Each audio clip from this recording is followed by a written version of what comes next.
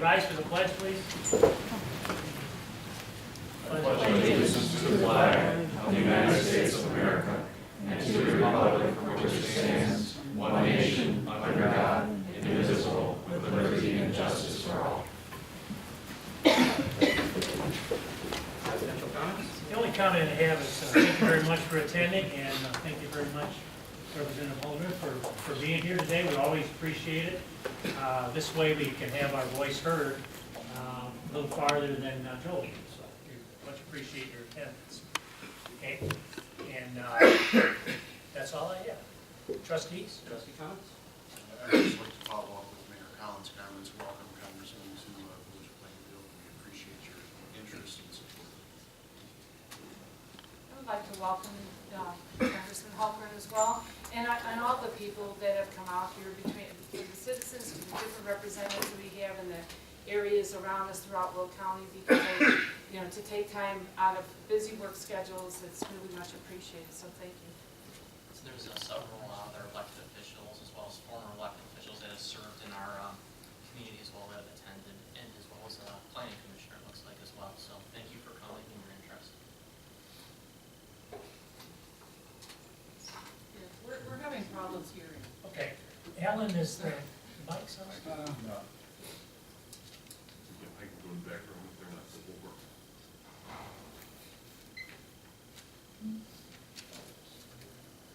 We'll just talk really loud. How about that? We'll get, We'll correct the issue in just a couple minutes. thanks for pointing that out, though. I appreciate it. Is that on? Yes. You can hear us now? Yeah. How about if I talk? Yeah. Thank you very much. Sorry about that, Congressman. Well, our one and only topic of the day, Congressman Hultgren. So welcome and turn it over to you. Well, thank you so much. It is always so good to be in Plainfield, and appreciate the incredible work that you all do. This is such a exciting community, so many good things happening here, such a good story to tell of what's happening in Plainfield, and so much of that is by your leadership, and just want to thank you all for doing that. For me, it's a great privilege to be able to represent a good part of Plainfield, and we want to be always available and accessible, want to know how we can come alongside what you're doing and be of help in any way that we can to residents of Plainfield, but also the vision for the future for Plainfield, which I think is so bright and so exciting to me. I'm also really excited to have my staff, really our entire staff of both my DC office and also our district office is here. And our hope is really for us to be able to make connections, for you to meet the people who are helping me every single day serve you and serve the residents of Plainfield. And be able to dig into some issues that are important to all of you. I know transportation is one that I hope we can focus on a little bit more today. Get a little bit of an update from the last time I was here a few months ago, and hear how things are going, and again, if, anything that we can be doing to be of assistance. If it's appropriate, I would like to see if maybe I could have each of my staff just stand up, introduce themselves, and maybe talk about the specific area of work that they do, just so you can kind of, again, connect a voice and name with a face. And if there is anything specific for mayor, for trustees, for people who are city directors or village directors or constituents here, if there's something that's important to you, so you can kind of connect of who on my staff is focused on that. So if that's all right, is that appropriate? So I think, Catherine, if you wouldn't mind starting introducing yourself, and then we'll kind of just go through our staff. If you come to the microphone, please, that we finally figured out how to. I actually can be very loud. Yes. I'm Catherine McGuire. I'm the Congressman's Chief of Staff, and I am responsible for administrative activities of the office, but also political as well. And I bring about, this year, 20 years of policy expertise also to the table. So I am a traffic cop of sorts. We've got a fabulous staff here who will introduce yourself. If you ever need assistance, I'm always available. You guys can give me a call and I'll make sure you get a response. Thank you. Nick Provenzano. I work for the congressman in the district office and primarily focus on the northern part of the district. I also bring 12 years of local government as an elected county board member from McHenry County. So any type of municipal or county assistance, I'd be more than happy to help. Thank you. My name's Andrew Moody, legislative assistant for the congressman in D.C. Work primarily with issues for the Committee on Science, Space, and Technology, but also energy, environmental issues, EPA. Anything we can help with, no, thank you.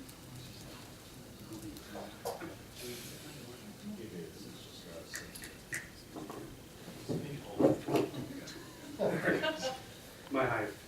Evan Simon. I cover banking, capital markets regulations, along with housing for the congressman in D.C. Hi, I'm Elise Hamilton. I also work out in Congressman Hultgren's Washington office. I handle healthcare predominantly, also Social Security and some labor issues as well. Hi, I'm Gina Gregalunas. I'm out in the Washington, D.C. office as well, originally from Batavia. So I handle the congressman's transportation, veterans, and postal issues, and things of that nature. Susan Russell out of the Geneva office. I work with education, also connecting coalition groups on the ground, faith-based organizations, non-for-profits, and I've been also involved with the heroin epidemic through the 14th Congressional. I'm Jameson Cunningham. I'm Communications Director for the Congressman out in D.C. I grew up in Wheaton and handle anything having to do with communications to and from the office, constituent communications, media relations, that sort of thing. I'm Ruth Richardson. I work out of the Geneva District Office. I do constituent services, help with federal agencies, Social Security, veterans, active military. I have 24 years of congressional experience. And I'm also the point person who is helping the Plainfield Historical Society hopefully move the mural out of the post office into the Plainfield Library. Hi, I'm Carol Berger. I work out of the Geneva office, and I do also constituent services. My area is immigration, ICE, CBP, State Department, visas, anything along those lines. So we always love to help people navigate their way through the federal government. So feel free to call us anytime. Brandon McKee with Congressman Hultgren in the DC office. I handle special projects for the Congressman. Also help with technology, education, and agriculture. I'm not really a microphone guy, so you can hear me, but I'm Reed Sullivan. I work out in our, I work out in our district office. I know actually a good handful of you here, and I appreciate Margie and Nick helping me get this all together last minute. But I do appreciate it, and if anybody needs anything from me, I do local government and transportation outreach. And finally, I'm Doug Thomas. I'm Congressman Hultgren's Deputy Chief of Staff and Legislative Director. I work out of the Washington office. I bring close to 20 years of experience too at Capitol Hill and other places in Washington. Work mainly on appropriations, business tax, those types of issues, and general oversight of the legislative operations.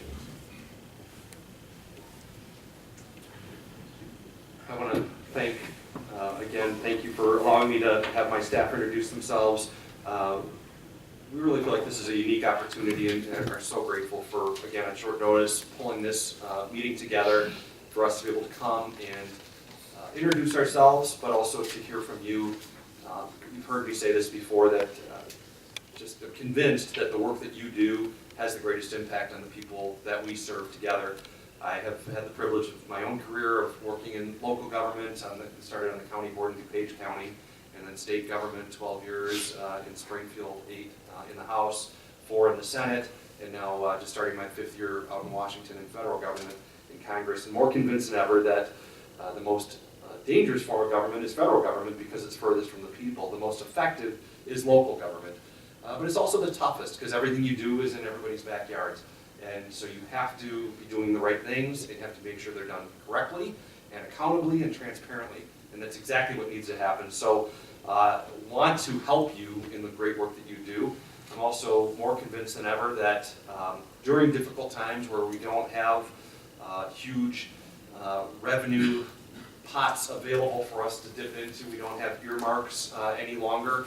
I think, again, that's appropriate, but we have to make sure that we are communicating and we're locking arms, local, state, and federal, finding ways to get good projects done that will have an impact regionally and benefit regions. And that is what I hope out of this. And we've got good relationships, bipartisan relationships with my colleagues, Congressman Foster, Congressman Kinzinger, others that are in the area that represent close by. And I think there is important opportunities coming up, hopefully, to pass a surface transportation reauthorization, multi-year with good funding.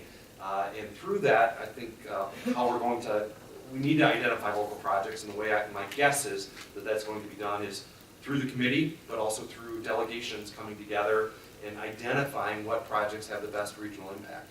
And so I want to encourage you to help us know what that is, any ways that we can, again, be bringing municipalities and townships and state representatives, state senators, members of Congress, and our U.S. senators together to lock arms on a project saying that this is important. I think it gives us our best shot of being able to have revenue and have funding to be able to complete those projects. So this could be an important year, a strategic year coming off the President's State of the Union address on Tuesday night. It was one of the things he did bring up that pretty much everybody agreed with, that we need to do infrastructure projects. That is so important right now. And I know there's very important things that we need to be working on here in Will County, specifically in Plainfield. So the timing is important. I'm grateful to have my staff here and for us to find out how we can be of help with the great work that you all are doing. So that is the purpose we have. We want to learn from you. We want to stay in touch. I know we've started that process. We just want to grow it, of always being available, reminding you that don't assume we know something. So if something is important to you, let us know about it. The sooner the better. The sooner we can be talking about it, the better. The more in contact we can be, the better. So again, thank you for this, and we're here to learn from you, hear what's happening, and hear what we can bring back to Washington and how we can rally my colleagues, again, around great things that are going on in Will County, going on in Plainfield, or great things that could happen here, and how we can come along and help. So with that, love just to hear what you're all working on, and again, what we can be helpful with.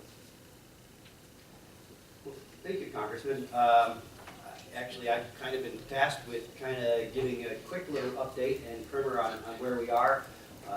Thankfully, John Grueling from Will County CED is also in the audience, and he can fill you in on some other efforts that are going on in our area. But the last time, well, not the last time, but the second to last time you were here, we actually made a visit over to a company called Coil Plus. And at that time, they were talking about possibly doing their expansion. They've actually just completed their expansion, so we're absolutely thrilled. They've doubled the size of their facility. It's now 140,000 square feet.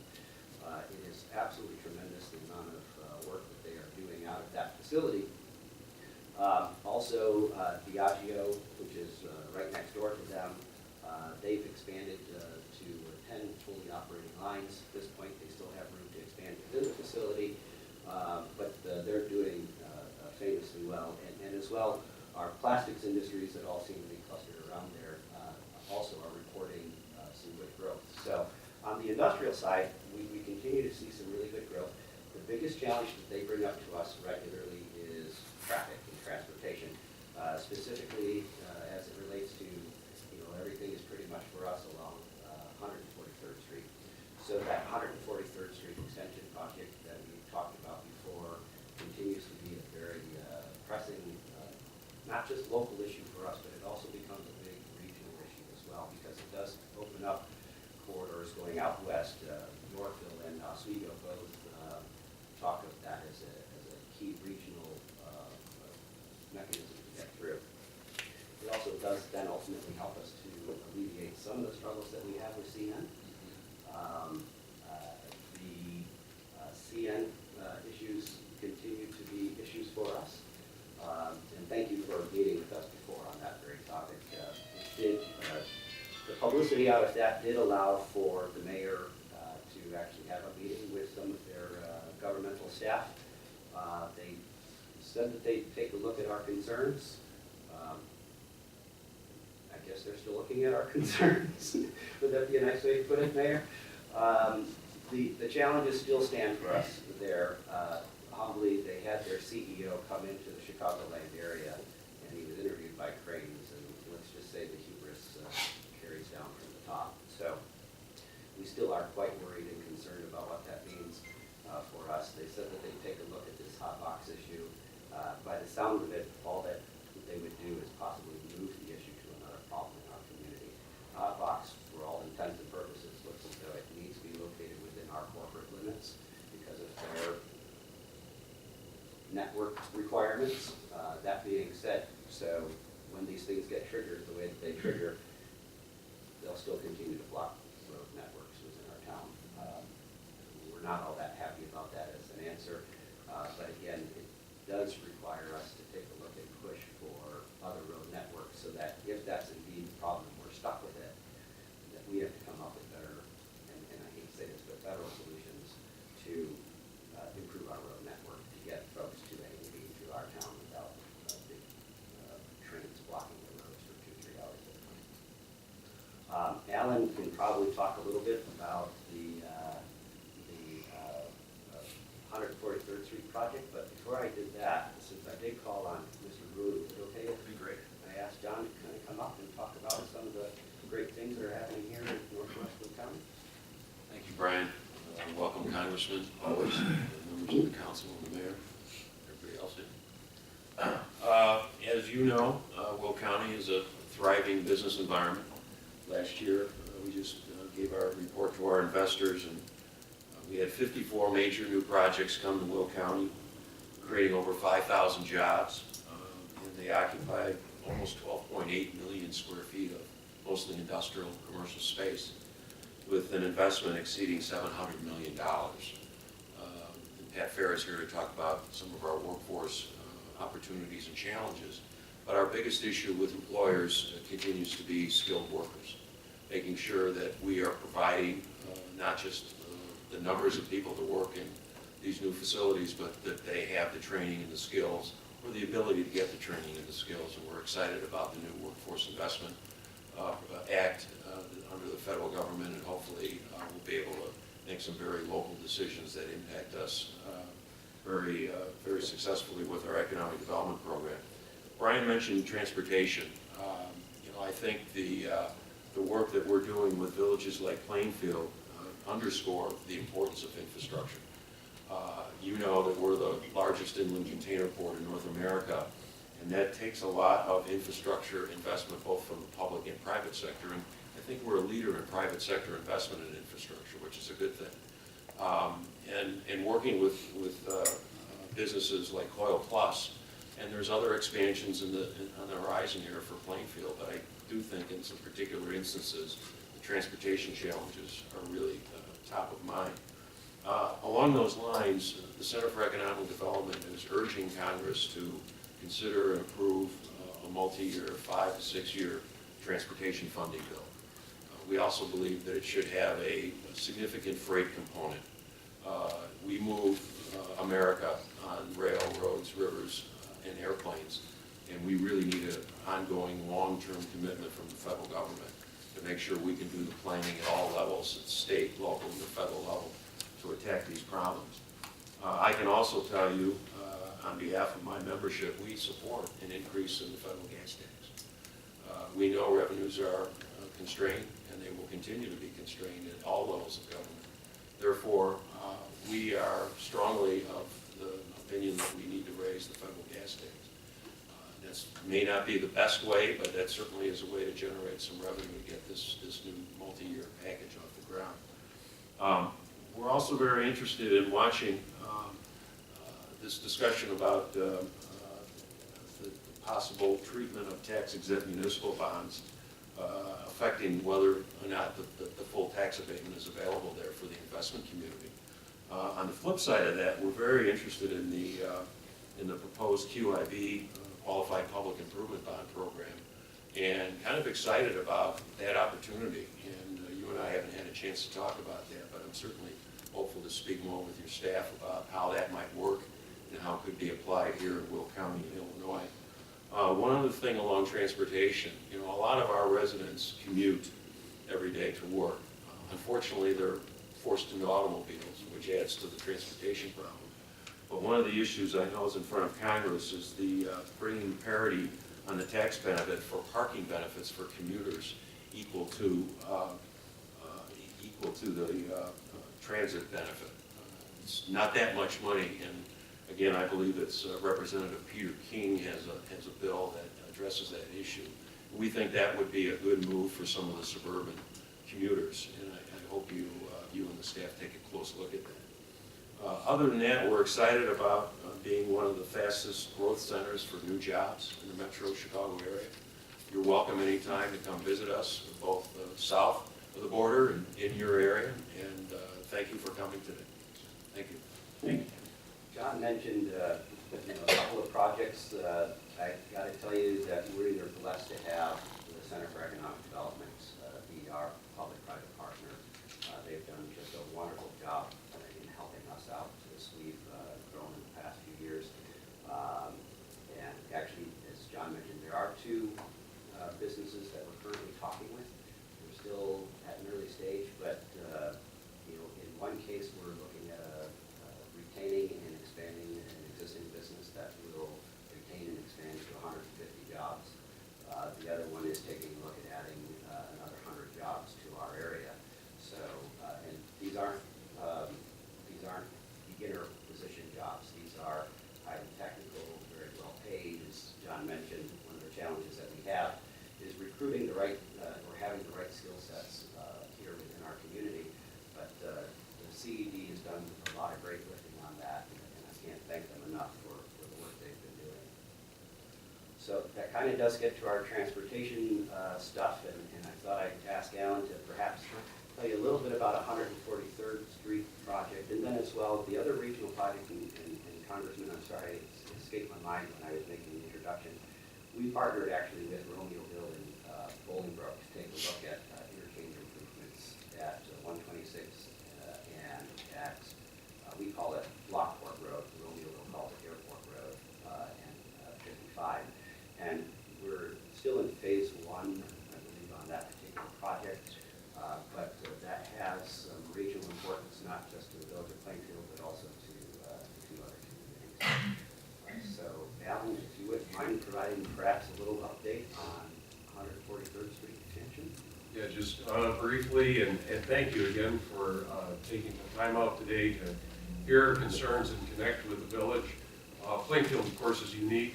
We have three major state roadways that intersect within our community: Route 59, Route 30, Route 126, and then we have I-55 too as well. So traffic is a big issue in town.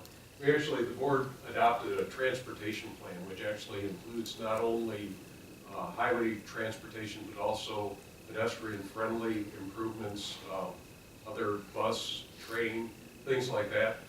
It looks a little thin compared to what you probably see in Washington, but this is actually the combination of 10 different documents that span a period of time to bring it together in a very user-friendly document that we could distribute to the public, and that people could just pick it up and see what our vision, what the mayor and board's vision is for the future as far as transportation is concerned.